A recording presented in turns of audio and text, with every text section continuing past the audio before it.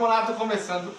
São Paulo 9293, o time do Tele com o Corinthians campeão do mundo em 2000, Oswaldo de Oliveira. Tá cada vez mais difícil comentar, cada vez mais difícil, pelo fato também de ficarem os melhores, vamos ver. E vamos ver o que vai dar.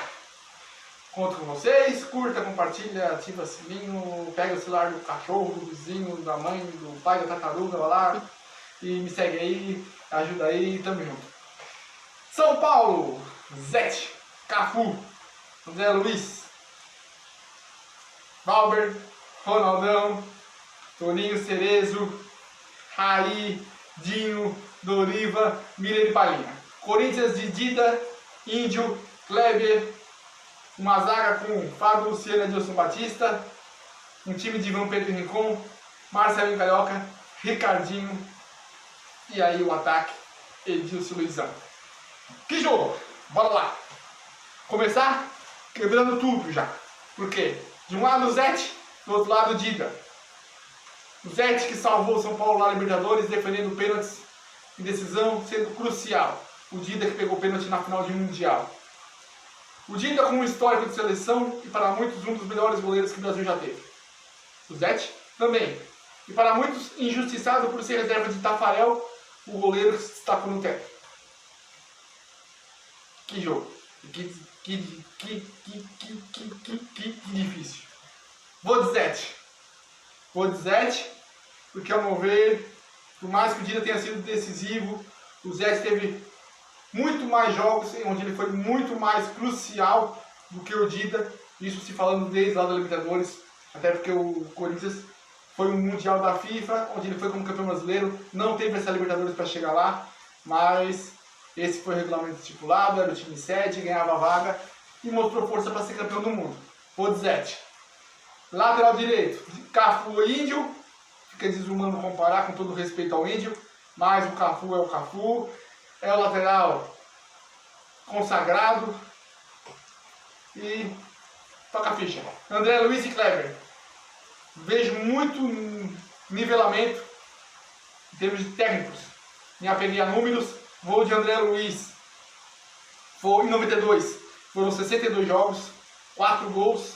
Em 93, 56 jogos e 6 gols. O Kleber fez 30 jogos, nenhum gol. Atuava no esquema de forma mais defensiva, é verdade, mas o André Luiz também fazia muito bem essa função e ofensivamente conseguia produzir mais. Então eu vou de André Luiz. Na zaga, Valber ou Fábio Luciano?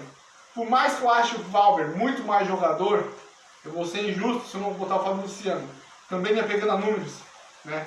O Valber de 92 não atuava como zagueiro, atuava como lateral, como volante e 93, o Valber teve 65 jogos, um bom número de jogos, um gol. O Fábio Luciano fez 10 jogos a menos, 2 gols a mais, fora desarmes e fora a importância que ele teve nas decisões, também jogando com a camisa do Corinthians. Então o Fábio Luciano ganha esse meu voto. Ronaldão e Edilson Batista. O Edilson Batista é aquele zagueiro que jogava de terno, mais técnico, um cara que saía para o jogo com mais facilidade. Mas o Ronaldão vivia uma fase excelente. Foi para a seleção, foi campeão do mundo, então fica difícil comparar. Eu vou de zagueiro, Ronaldão. Dinho e Rincon. Mais uma decisão dura, porque, tecnicamente falando, eu prefiro o Rincon. Mas o que o Dinho fez naquelas 2 temporadas, em números e pelo que apresentou, é superior aos números do Rincon. Tá? Então, o Dinho teve muito mais gols, teve muito mais chegada. O Rincon era um cara de pegada, mas o Dinho conseguia ser mais mortal, né? E não só na pegada. Até porque o Dinho batia muito, né? Dinho foi um escolhido. Doriva e Vampeta, velho Vamp, com toda essa qualidade, a meu ver, teve seu destaque, a boa chegada como elemento de surpresa, bom chute de fora da área, uma boa distribuição de passe. É verdade que o Doriva também tinha bons passes, mas o Vampeta era muito mais importante para o Corinthians do que o Doriva para o São Paulo. Vou de Vampeta. Marcelinho Carioca e Toninho Cerezo é comparar uma realidade com um cara que era consagrado, mas que já não tinha a mesma pegada de anos atrás, né? Até porque o Toninho Cerezo estava no auge há 10 anos antes, né? Então o Marcelinho Carioca ganha esse meu voto. Foi muito mais decisivo. 7 jogos a mais, 14 gols a mais. Então é desumano comparar. E sem contar que a bola parada do Marcelinho Carioca é considerada para muitos brasileiros e até para alguns gringos como um dos melhores que bateram na bola até hoje na história do futebol em cobranças de falta. Raí e Ricardinho, por mais qualidade que o Ricardinho tinha, por mais que ele era um maestro daquele time com boa aproximação, quando eles tinham a bola eles se aproximavam, Vampeta, Marcelinho e Ricardinho, mas o Raí era o líder do tricolor e não só o líder, era um cara que realmente decidia. Então o Raí é o meu voto. Miller e Edilson, me apeguei a números, a média do Edilson era muito superior ao do Miller, tendo menos jogos e gols, e mais gols.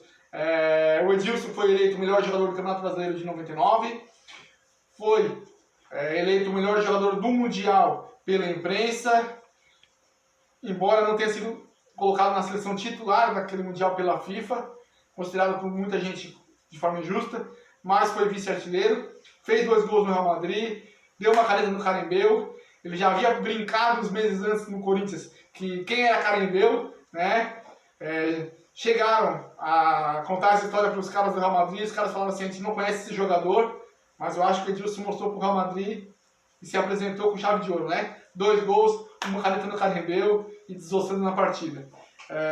Vou de Capetinha. Palinha e Luizão.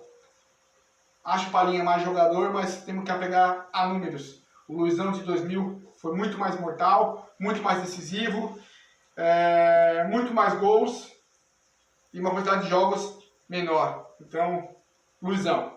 E treinador, aí Tele Santana e Oswaldo Oliveira, com todo respeito ao Oswaldo, mas Tele Santana, para mim, um dos grandes nomes da história do futebol brasileiro como treinador. O melhor que eu vi, a minha opinião, que eu lembro mais, claro, talvez por ter acompanhado em mais clubes e mais títulos, o Felipão, mas o Tele Santana realmente um dos grandes nomes, treinador da Seleção Brasileira de 82, uma das maiores da história, então eu voto é Tele.